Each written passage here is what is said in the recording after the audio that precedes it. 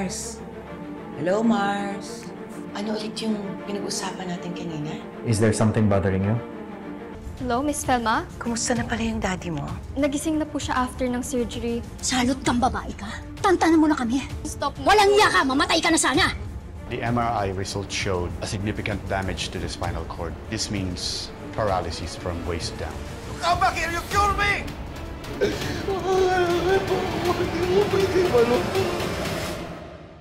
Miss Felma, let's take the viral video issue out of the way. Totoo po ba nakabit kayo?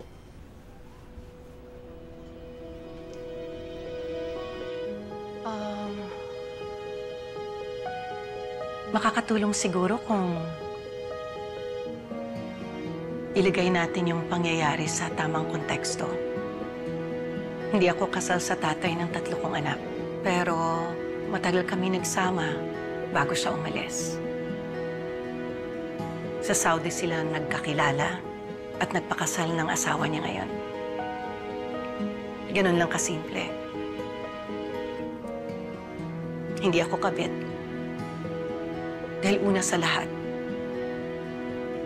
ako ang nauna sa kanya. Pagkatapos kong malaman na may ibang babae siya, Tinigil ko na yung ugnayan naming mag-ina sa kanya. Kung sino man yung kumuha at nagkalat ng viral video, maliwanag na gustong sirain yung pangalan ko at reputasyon ko. Napatagal ko ng pinaghirapan na maraming taon.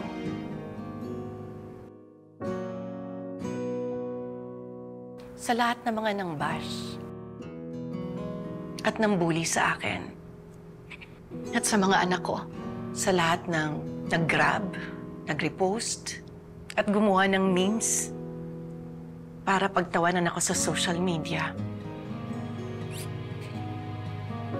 Ito lang masasabi ko. Ako si Felma Ruiz. Hindi ako kabit. Hindi naging kabit. At kailanman hindi magiging kabit. Dahil masaya ako at kontento ako sa piling ng mga anak ko, sa apo ko, at sa fiancé ko na si Noah Salvador na malapit ko ng pakasalan.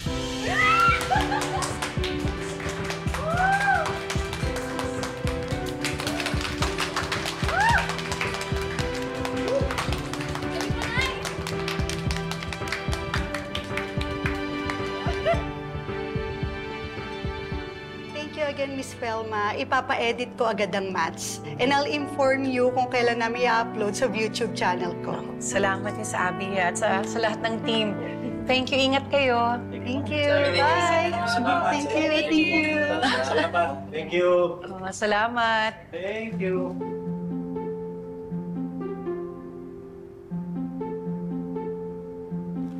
Nakaka-proud naman ang longga ko. Longga? Teka, hindi naman ako ilongga. Cebuano ko dong. Alam ko. Kung may langga, palangga, tayo naman, longga. In short for longganisa. Alam mo kasi, bukod sa paggawa mo ng longganisa, na nag-start ng success ng FMP, paborito ko talaga ang longganisa. At hindi ko ito pagsasawaan. Parang ikaw. Hindi ako magsasawa sa'yo. Tingin kayo ah.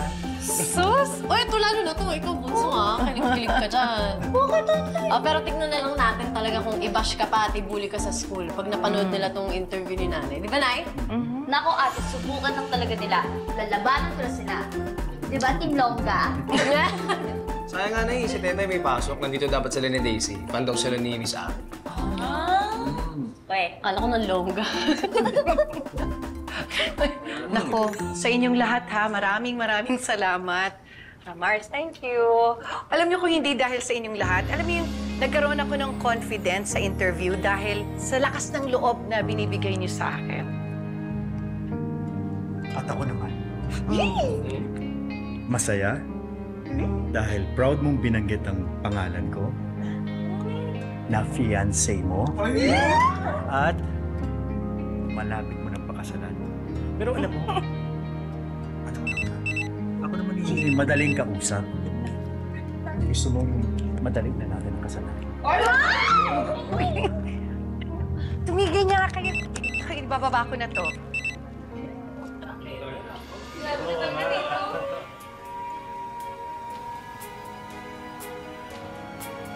Hindi na bahala. Saan? Miss Velma, sad and bad news po. Paralyzed na po si Daddy from the waist down.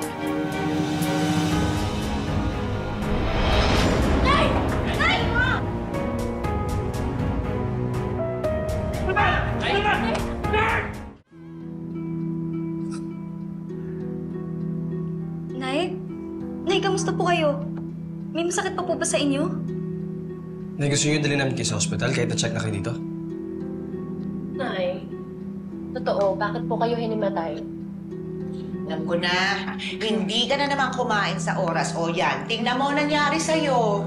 Hindi. Baka sobra lang sa pagod at saka yung puyat. Buti natapos na yung interview. Paano kaya kung sa kalagitnaan ng interview na himatay ako? You know what? You have to take the rest of the day off. Velma, kailangan mong pahinga. Pagtapos natin kumain, ihatid na kita. Magpapadeliver lang ako. Hindi na. Longga, huwag matigas ang ulo. I insist. Nay, huwag ka na humirit. Yung longga mo naman nag-insist eh. Kanina pa yan ano na sa'yo. Longga kayo dyan. Nay, sige na. Tito Noah na bahala sa'yo, tapos kami na bahala dito sa longganisa business. Sumama ka na sa longga. Halika na. Tapos ito si Colleen, kami bahala dito. Isasabay namin to. Don't worry. Oo nga ba, Nay? Bonding po muna kayo ni Longga. Sweet nila ba? Sweet na. Baka longgamin kayo. Sweet longganisa. Baka longgamin kayo. Uy, may habol pa. Pinulit mo pa talaga. Kami na.